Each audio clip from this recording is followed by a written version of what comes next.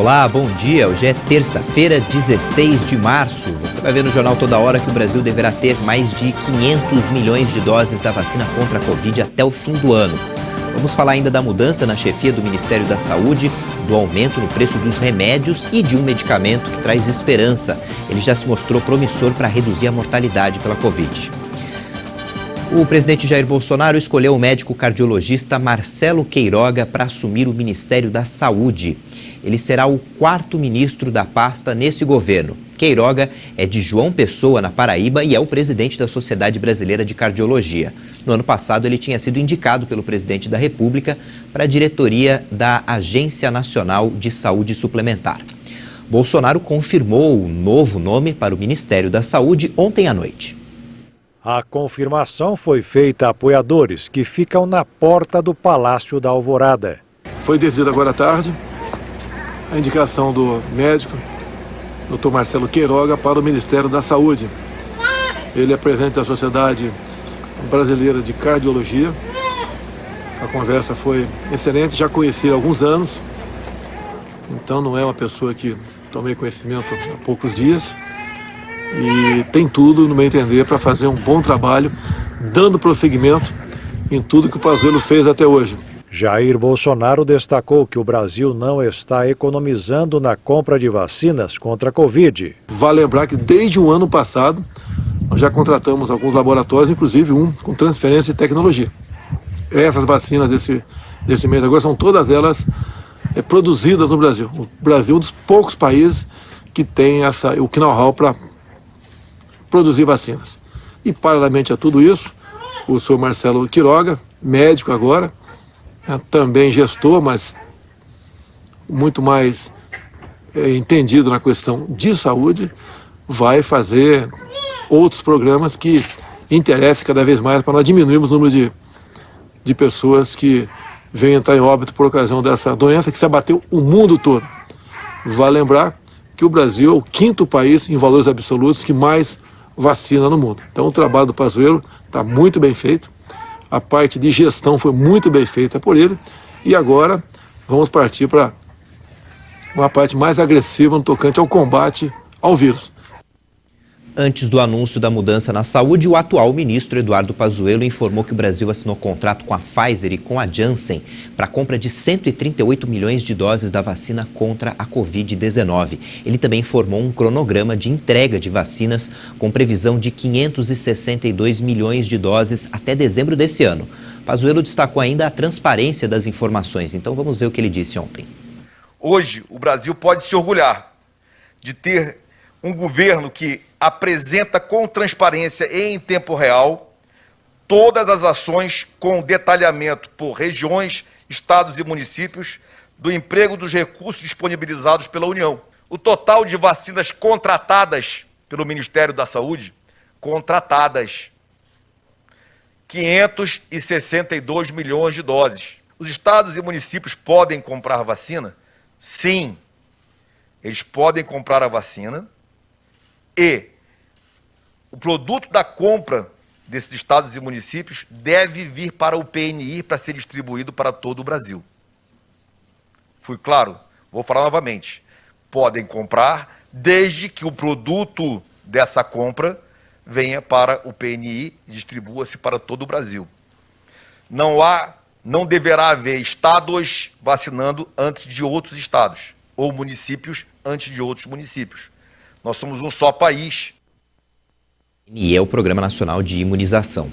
O Brasil segue com tendência de alta nas mortes por Covid-19 em 24 unidades da federação. O Ministério da Saúde confirmou mais 1.057 mortes provocadas pelo coronavírus em 24 horas. Foi o terceiro dia com o número diário de mortes abaixo de 2.000. São 279.286 vítimas fatais no total. Também foram identificados mais 36.239 casos de Covid-19, totalizando assim, desde o início da pandemia, 11.519.000 diagnósticos. A média móvel de mortes no Brasil nos últimos 7 dias atingiu um novo pico pelo 20º dia seguido. Ficou em 1.841. Já a média móvel de casos nos últimos 7 dias chegou a 66.849 novos diagnósticos por dia. O governo do Amazonas abriu 6 novos leitos de UTI para receber pacientes com Covid de estados como Acre e Rondônia. Essa ação faz parte da Operação Gratidão, para retribuir a ajuda recebida durante a segunda onda do coronavírus, quando mais de 500 pessoas foram transferidas do Amazonas para outros estados. A ocupação nas UTIs está nesse momento em 78%. O estado ainda segue com alto risco de contágio. O Congresso Nacional promulgou ontem a PEC emergencial, que autoriza o governo federal a gastar até 44 bilhões de reais com o pagamento do auxílio emergencial, isso fora do teto de gastos. Agora, os presidentes da Câmara, Arthur Lira, e do Senado, Rodrigo Pacheco, aguardam o envio de uma medida provisória para que, de fato, haja a volta do pagamento do benefício. A cidade de Serrana, no interior de São Paulo, já concluiu a primeira etapa da vacinação em massa, com 97% do público-alvo imunizado. A adesão superou a expectativa do grupo que realiza a pesquisa. O balanço do Instituto Butantan apontou que mais de 27.600 dos 28.380 moradores de Serrana inscritos no estudo para avaliar a eficácia da Coronavac na população receberam a primeira dose da vacina. Primeira cidade brasileira a ter toda a população adulta imunizada, Serrana tem mais de 45 mil habitantes, sendo que cerca de 30 mil estavam aptos a receber o imunizante. Ao todo, o Butantan reservou 66 mil doses para a primeira e a segunda aplicação. Segundo o Instituto, o lote não interfere no fornecimento de vacinas para o Plano Nacional de Imunização do governo federal. Serrana foi a cidade escolhida para participar do estudo inédito do Instituto Butantan, com o objetivo de analisar o efeito da vacina aplicada em populações inteiras.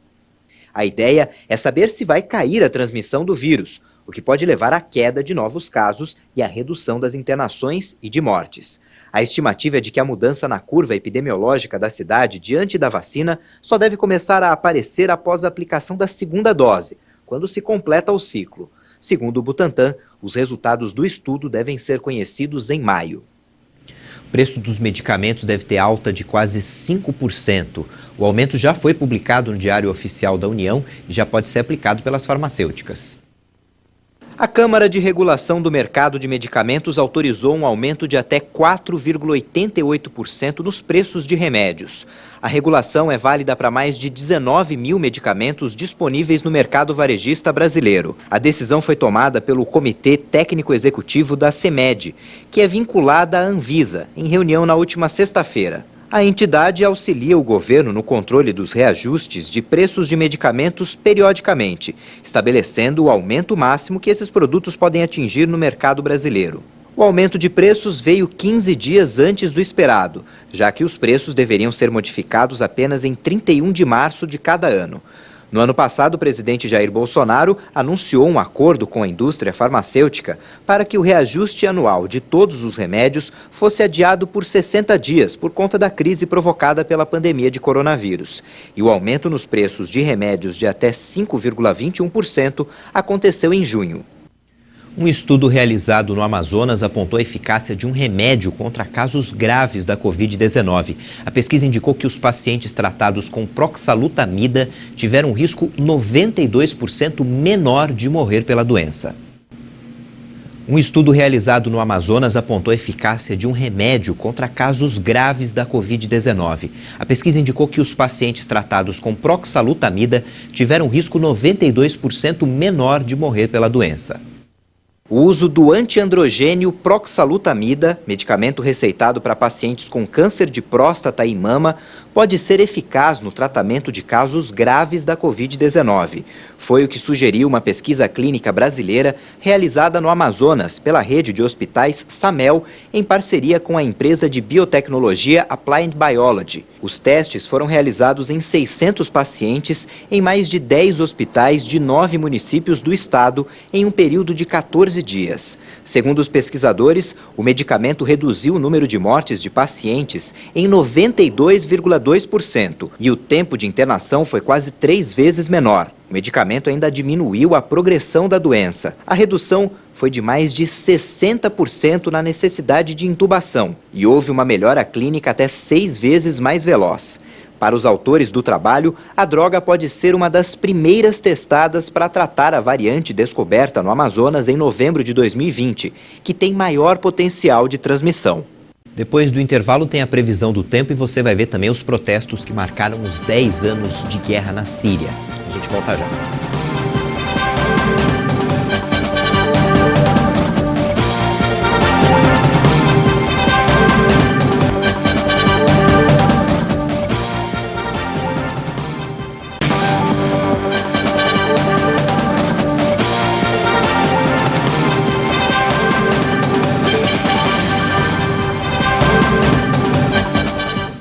Estamos de volta, 8h46, horário de Brasília. Vamos ver como é que fica a previsão do tempo para hoje em todo o país.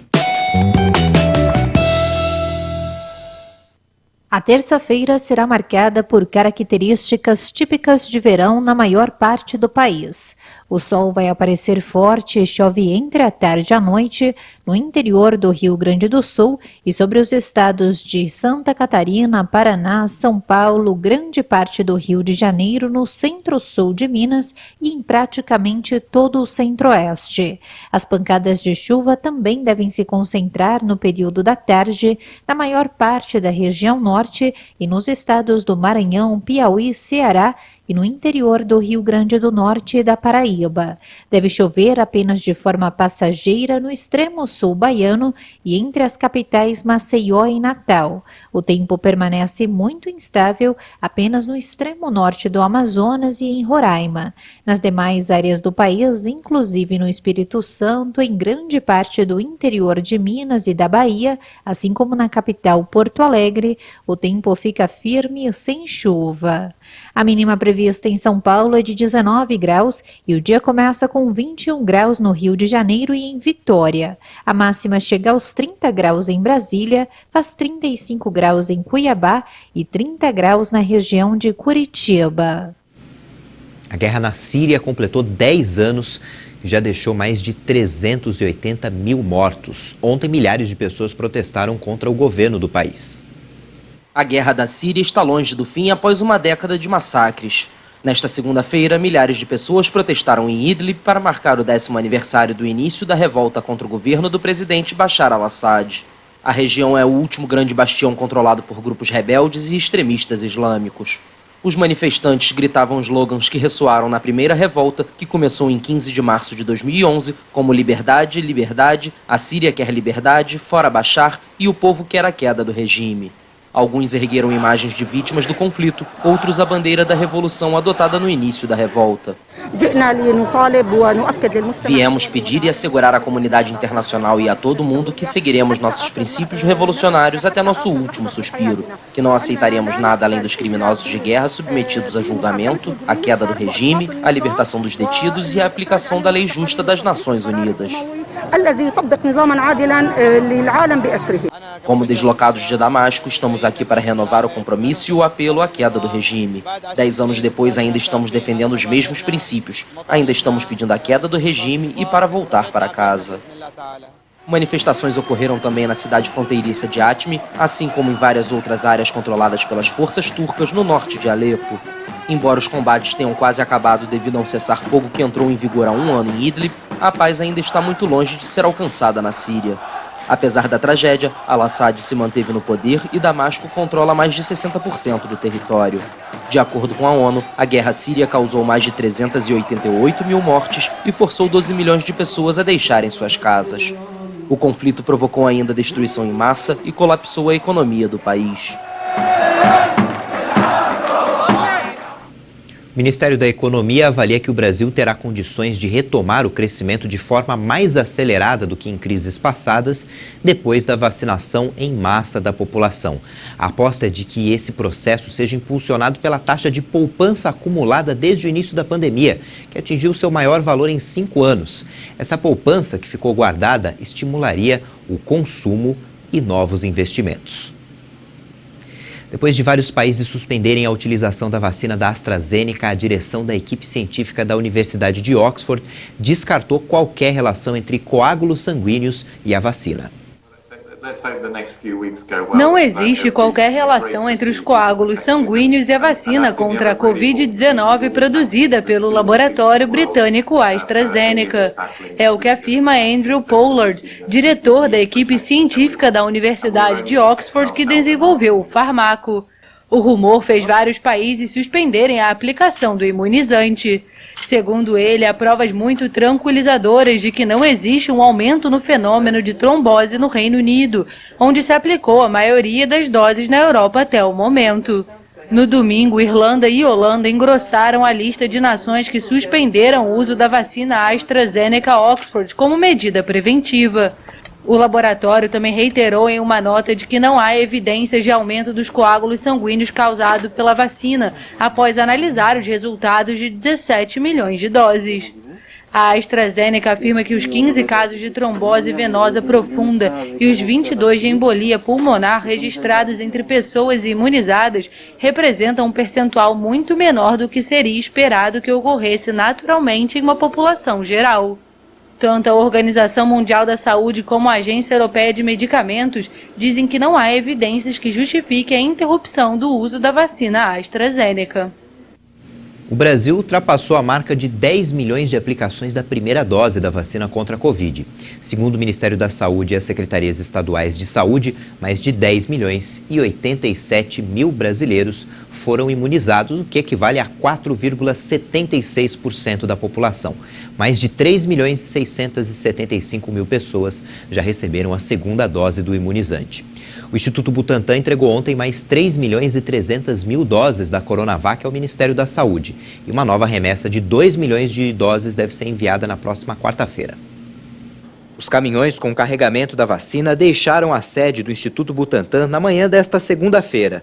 Do total de 3 milhões e 300 mil doses da Coronavac prometidas ao Ministério da Saúde, cerca de 820 mil, que correspondem a 22%, já ficaram com o estado de São Paulo. O Instituto faz um esforço de trabalho para, na próxima quarta, entregar mais 2 milhões de doses, totalizando 5 milhões e 300 mil doses. No final de abril, o número de vacinas garantidas por São Paulo ao Programa Nacional de Imunização vai somar 46 milhões de doses. O Butantan ainda trabalha para enviar outras 54 milhões de doses para a vacinação dos brasileiros até 30 de agosto, totalizando 100 milhões de unidades. A Fiocruz vai começar a entregar as primeiras vacinas feitas no Brasil nos próximos dias. Até agora, as doses da Oxford e AstraZeneca foram importadas da Índia. Até o fim de semana, o Ministério da Saúde deverá receber pouco mais de 1 milhão do produto envasado no Brasil. A Fiocruz planeja entregar até o fim do mês um total de 3 milhões e 800 mil doses da vacina. Cientistas russos lançaram um dos maiores telescópios subaquáticos do mundo. Ele fica em um lago na Sibéria. É uma tentativa de observar neutrinos. São as menores partículas conhecidas. Chamado de Baikal GVD, o equipamento foi instalado entre 750 e 1.300 metros de profundidade. Os neutrinos são muito difíceis de detectar e a água é um meio muito eficaz para isso. O observatório flutuante consiste em cordas com vidro esférico e módulos de aço inoxidável anexados a elas. O telescópio de neutrino mede meio quilômetro cúbico e está imerso no lago. Os pesquisadores disseram que dentro de alguns anos o telescópio será ampliado e medirá 1 quilômetro cúbico. Será tão grande que vai rivalizar com o IceCube, um observatório de neutrinos enterrado sob o gelo da Antártica em uma base de pesquisa que os Estados Unidos possuem no Polo Sul. O telescópio começou a ser construído em 2015 e é o resultado de uma colaboração entre cientistas da República Tcheca, Alemanha, Polônia, Rússia e Eslováquia. A cerimônia que marca o início do revezamento da tocha olímpica dos Jogos de Tóquio acontecerá sem a presença de espectadores no dia 25 de março em Fukushima. Um dos momentos mais esperados de uma Olimpíada foi alterado para os Jogos deste ano. O comitê organizador da competição confirmou que o início do revezamento da tocha olímpica vai ocorrer sem a presença de espectadores no dia 25 de março. De acordo com o comunicado da Tóquio 2020, a cerimônia vai ser exibida ao vivo pela televisão. Quase 3.000 pessoas deveriam comparecer ao evento, que será celebrado simbolicamente no departamento de Fukushima, 10 anos após o triplo desastre na região. Um terremoto violento, seguido por um gigantesco tsunami e um grave acidente nuclear. Por causa da Covid-19, as Olimpíadas foram adiadas de 2020 para este ano. O número de participantes é bem restrito e o programa da cerimônia do revezamento foi simplificado. O público será autorizado a acompanhar o revezamento através do Japão, mas com regras rígidas como evitar concentrações e uso obrigatório de máscara. A decisão crucial sobre a presença de torcedores do exterior durante os Jogos Olímpicos e Paralímpicos deve ser anunciada antes do início do revezamento da tocha. O governo japonês está inclinado a proibir a entrada dos torcedores procedentes de outros países pelo temor do aumento de contágios do coronavírus. Os Jogos Olímpicos de Tóquio estão programados para acontecer de 23 de julho a 8 de agosto. Morreu ontem aos 45 anos o ex-jogador Gilmar Fubá, campeão mundial pelo Corinthians em 2000. Gilmar Fubá fazia tratamento contra um tipo de câncer de medula óssea desde 2016. Ele nasceu em São Mateus, bairro na zona leste de São Paulo, e foi formado na base corintiana. Pelo Timão, ele disputou 131 jogos entre 1996 e 2000. Além de conquistar o Mundial, o ex-volante participou das campanhas do título do Paulistão de 97 e dos brasileiros de 98 e 99. O Ministério Público negou o pedido da Federação Paulista de Futebol para reavaliar a paralisação do Paulistão por causa das restrições impostas pelo governo do estado. Hoje haverá uma reunião entre a federação e os clubes para discutir alternativas, como a possibilidade de continuar o campeonato fora do estado. Apesar da decisão, a federação confirmou que o jogo entre São Bento e Palmeiras, que seria em Sorocaba, vai ser disputado na quarta-feira, às 19h, no estádio Independência, em Belo Horizonte, Minas Gerais. A partida é atrasada da terceira rodada do Paulistão. Essa edição fica por aqui. Às 10 da manhã, no horário de Brasília, você confere outras informações e no YouTube você pode rever as nossas reportagens. Tchau, bom dia.